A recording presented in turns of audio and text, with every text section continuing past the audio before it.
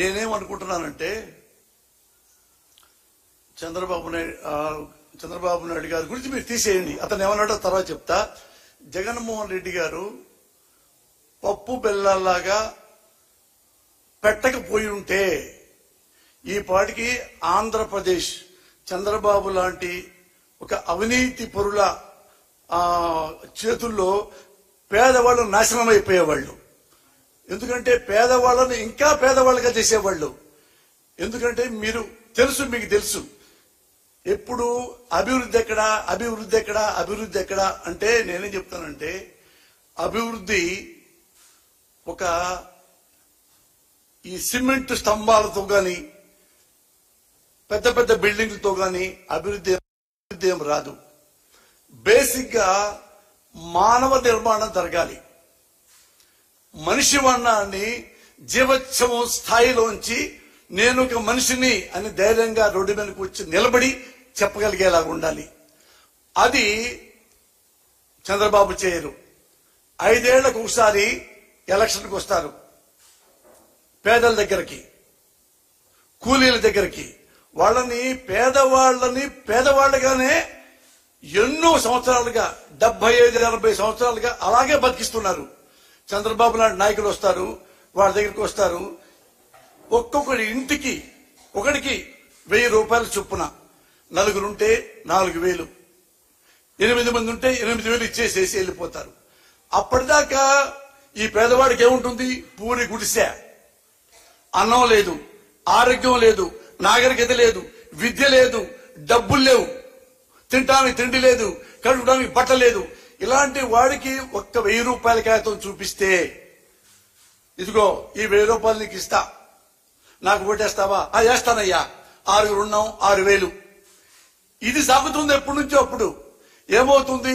ఈ 6000 ఎప్పుడు వస్తాయి? 5-6 నెలలు వస్తాయి. మళ్ళీ ఎప్పుడు వెయిట్ చేస్తారు ఈ పేదోళ్ళు? మళ్ళీ 5 ఏళ్ల తర్వాత మళ్ళీ ఎలక్షన్లు వస్తే అప్పుడు మనకు డబ్బులు వస్తాయి కదా అని అప్పటిదాకా వెయిట్ చేస్తూ ఉంటారు. ఒక జీవోత్సవాల్లాగా. ఇది వద్దు. పేదవాడు జీవోత్సవం కాదు, పెద్దవాడు జీవోత్సవం కాదు అని చెప్పి ఈ పథకాన్ని ప్రవేశపెట్టాడు. దీనికి అన్ని చదువులు గాని, విజ్ఞానం గాని, నాడు నేడు అన్నా గాని, ఆరోగ్యం అన్నా గాని, మీ ఇంట్లో బట్టలు లేవు, అన్నం లేదు, కూడు లేదు, గుడ్డ, ఇన్ని చూసి ఈ పథకాలు ప్రవేశపెట్టాడు. మీరు అనుకుంటున్నారు పంచుతున్నారు అనుకుంటున్నారు. నేనంటున్నాను అర్బన్లో ఉండే మహానుభావులు, డబ్బున్న వాళ్ళు, ధనవంతులు, ముఖ్యంగా చెప్తే ఎగ్జాంపుల్ మా కమ్మ వాళ్ళు కూడా, అలాగే డబ్బున్న కాపు మహారాజులు కూడా అదే టౌన్ లో ఉంటూ మీరు కూడా ఎంతో మందికి లక్షల రూపాయలు పంచుతున్నారు కదా పేదలకి. పేదలు నేను కమ్మవాడిని. అరే ఊళ్ళలో మన కమ్మవాడు ఉన్నాడు, వీడు బాగా చదువుతున్నాడు, వీడి డబ్బులు లేవు అని వాడికి 10,000 5,000 ఇచ్చుకుంటూ ఈ మనం ఇస్తే వాడు చదువుకొని మనలాగే పెద్దాడవుతాడు కదా అని వీళ్ళు డబ్బున్న కమ్మవారు డబ్బు లేని పేదవాళ్లకి, డబ్బున్న కాపు నాయకులు రాజకీయ నాయకులు కాదు, గుంటూరులో ఉన్నారు చూడండి, మన ఒక మహానుభావుడు గుంటూరులో తులసి రామచంద్ర ప్రభు, అతను కొన్ని వందల కాదు వేలాది మంది కాపు కుర్రోళ్ళకి, అమ్మాయిలకి, అబ్బాయిలకి తన సొంత డబ్బులతో లక్షల్లో చదివిస్తున్నాడు. అలా మీరు డబ్బులు ఇస్తున్నారు కదా. అలాగే నేనే ఎగ్జాంపుల్. నేను ఇక్కడికి పేదవాడిని. నేను 7th క్లాస్ పెద్దకాకంలో చదివా. ఆ తర్వాత భయం, మా నాన్న బరిగొడ్లు తిప్పుతాడేమో, పొలంలో కూలీకి పంపిస్తాడేమో అంటే మా నాన్న నా ముఖం చూసి బాధపడి ఈ ఆడ బాగా చదివితే బాగుండే అని తీసుకెళ్లి మోతడకలో పెట్టాడు. తెలుసు మీకు మోతడక, ఇక్కడ అమరావతి రోడ్లో.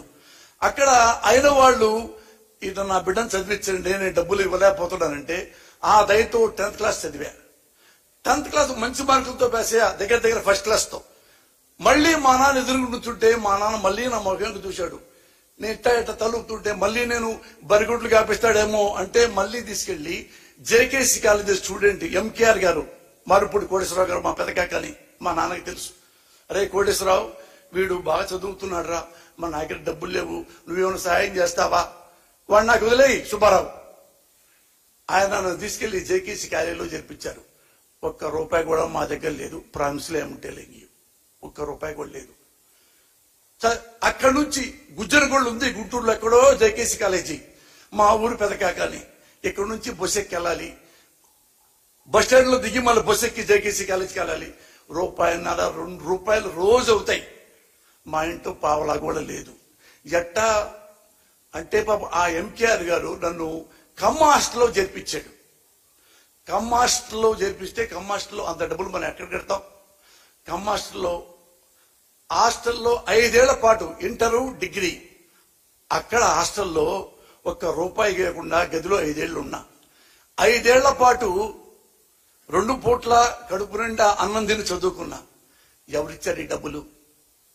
సేమ్ జగన్మోహన్ రెడ్డి లాంటి మహానుభావులే. ఇప్పుడు జగన్మోహన్ రెడ్డి గారు ఎలాగే పేదలకి, నాలాంటి పేదలకి కడుపు నింపుతున్నాడో, విజ్ఞానం నింపుతున్నాడో, అలాగే నన్ను ఎవరు అనుకున్నా సాధించుకుంది.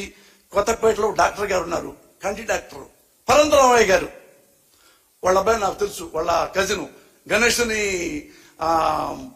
ఇంటి పేరుతో ఉంటుంది. ఈ పరంతరామయ్య గారు నన్ను చూశారు. ఎవడరా కుర్రాడు రమ్మను, ఐలేళ్ళు నుంచున్నా ఇట్లా. ఏం పేరు నీ పేరు? నా అప్పుడులో నా పేరు పోసాని కృష్ణమరెడ్డి. ఇంటి పేరు ఎందుకు చెప్పావు? నేను ఎప్పుడు అలాగే చెప్తాను సార్. ఎందుకు